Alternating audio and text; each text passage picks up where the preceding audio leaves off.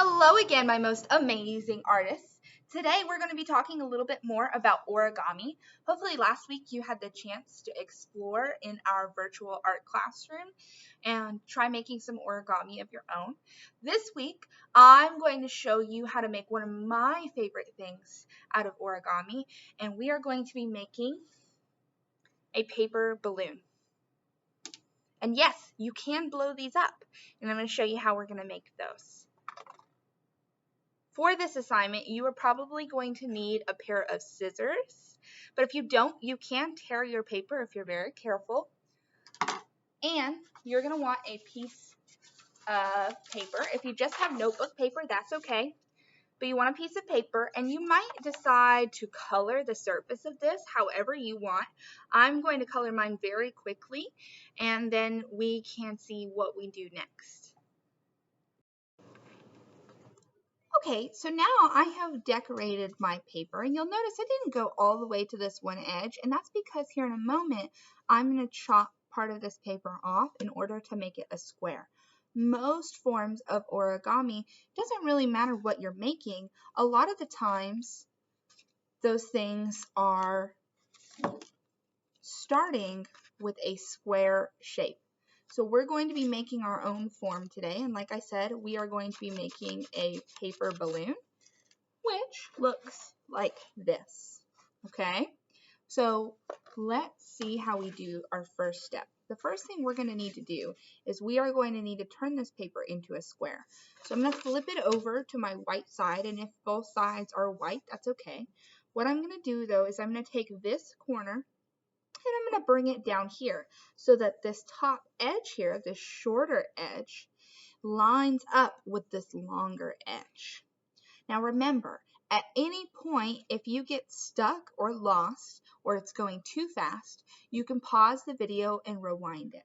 So I'm going to take this corner over to here, lift it up, and I'm going to try to line this up over here. And you'll notice over here, this isn't lined up. That corner isn't going to quite do what we need it to. So I'm going to make sure that everything is lined up. I'm finding that corner, scoot it, scoot it, scoot it. And then once I find that corner lines up, then I can make a nice firm crease all the way across. I would suggest that you use the back of your thumb or maybe even the edge of your scissors if you're very careful, and strengthen that crease, reinforce it by pushing it down really well. Then this extra bit of paper that's hanging out down here, I'm going to trim it off. So I'm going to cut right along this edge, being very careful not to cut into the piece of paper on the top. So I'm sliding my scissors forward, cutting a nice straight line as close as I can to that top sheet of paper without cutting into it. Okay, and you should have something that looks like this or something similar. And if I open it, you'll notice now I have a square piece of paper. So again, I'm going to turn this over to the white side, and I'm going to make that crease. So we just had that fold. It's in the same spot. I'm going to turn my paper. Notice now this line travels up and down. Okay, you should be able to see that. I'm going to mark it just in case you can't. So there's a line running right here on my paper. It's up and down.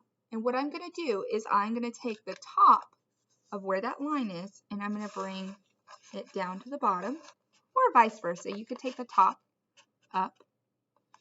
So I'm going to line up these corners down here, and as soon as I see that they match, I can slide my finger back to the center and crease outward. I'm making a nice strong crease. Again, just go over it with your thumb or your scissors. The better these folds are, the stronger the creases are, the easier the tricky parts of our origami will be. So on my paper, I should basically see an X. Okay, now from here, what I want to do is I want to take this edge down to here, or the other way around. I could take the bottom up to the top. So now we have it turned like a square. I'm lining up these corners, and then I'm creasing. Okay. And actually what I want to do is I want to flip it to where the white side is on the outside. So I'm actually going to flip my paper over before I do this step. So before, I had made folds to the outside where the color is to make these two triangles, right?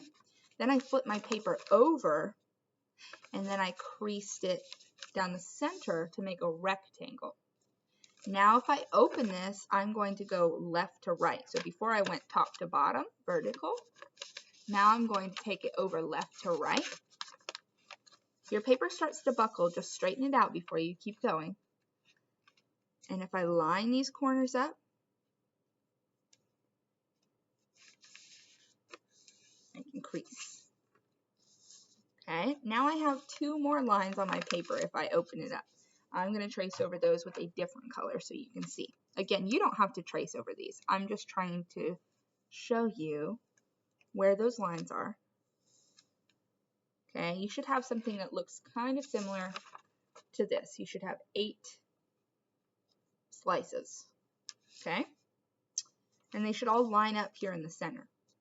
So this is probably where a lot of people get really confused. I want you to watch this step pretty close here. I'm going to notice my paper is square up and down like this.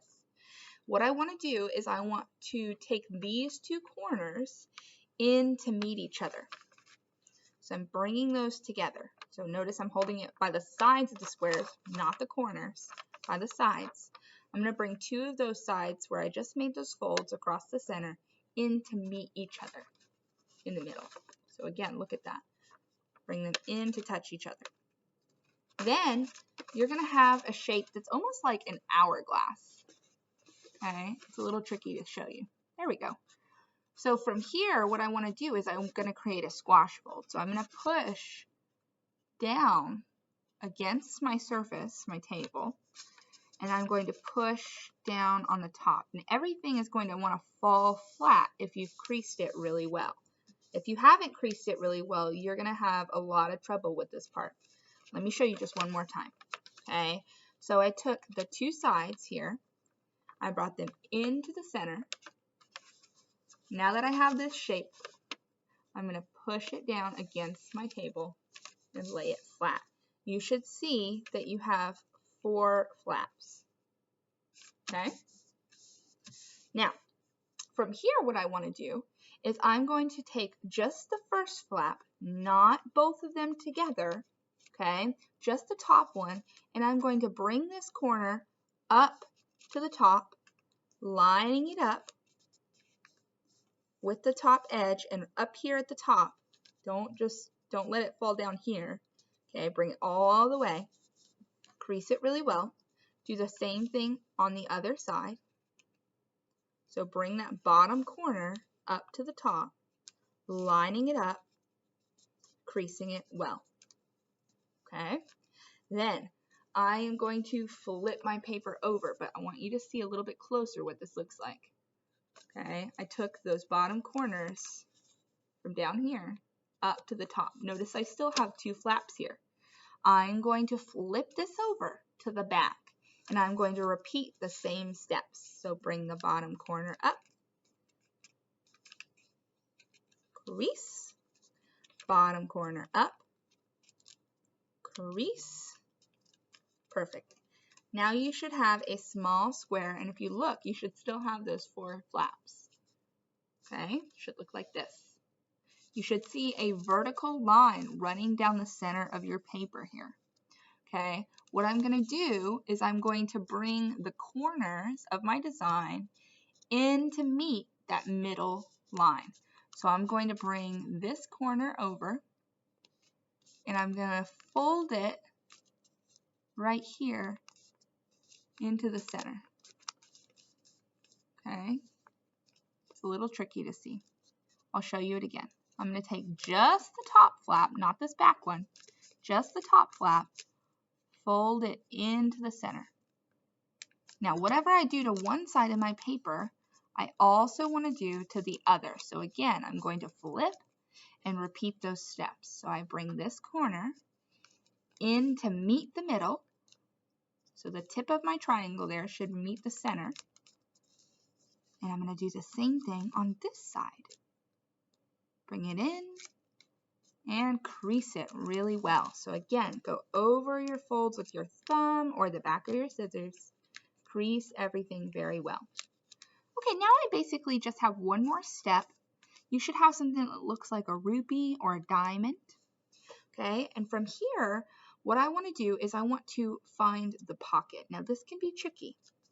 I'm going to look closely at my design and notice up here, there's one side that has these flappy bits. Okay, on the same side where those flaps are, if I look closely, you'll notice there's two edges right here. What I can do is I can, if I'm really careful, I can open those up, and now I have a little pocket.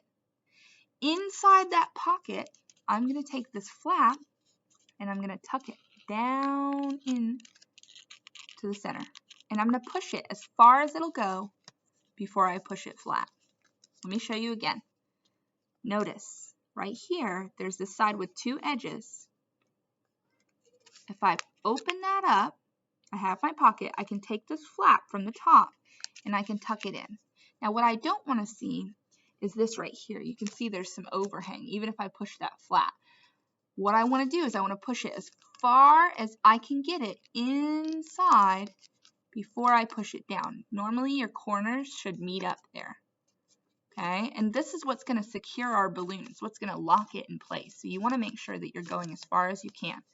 Whatever I do to one side, I have to do to the other. So again, I'm going to find that pocket and I'm going to tuck this in as far as it'll go. Okay, creasing it flat. One more time. Basically, I've repeated all these steps 4 times. Tuck them in. Okay, you should have something that looks like this. Okay, I've pushed those in as far as they'll go, and I've creased it really, really firmly on both sides. Now, here's the fun part. My balloon is finished. Right now, it is flat, almost like a 2D shape, but I want to make it a 3D form. So what I'm going to do is I'm going to blow it up. But when I do this, I don't want to put my mouth on top of it, because if I go out, I'm going to seal it shut, and then the air won't be able to go inside. I also want to make sure I don't do that so I don't get any of my coloring utensils on my lips, right? So instead, I'm going to purse my lips, and notice these tucked in flaps that I just made are pointing away from me.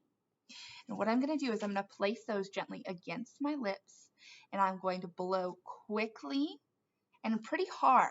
I don't want to let out a long breath of air, and I don't want to be facing anyone while I'm doing this.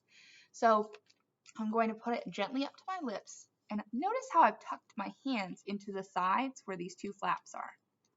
Okay, that will also help your balloon expand. Don't hold it super tight. Gently put it against your lips and blow.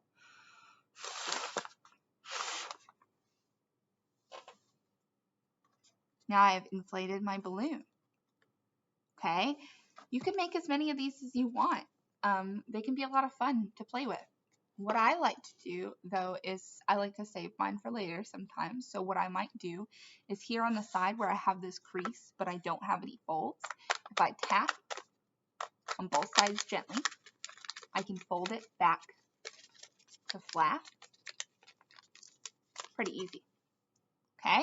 So I hope you have fun making your traditional paper balloons, and I will see you guys next week.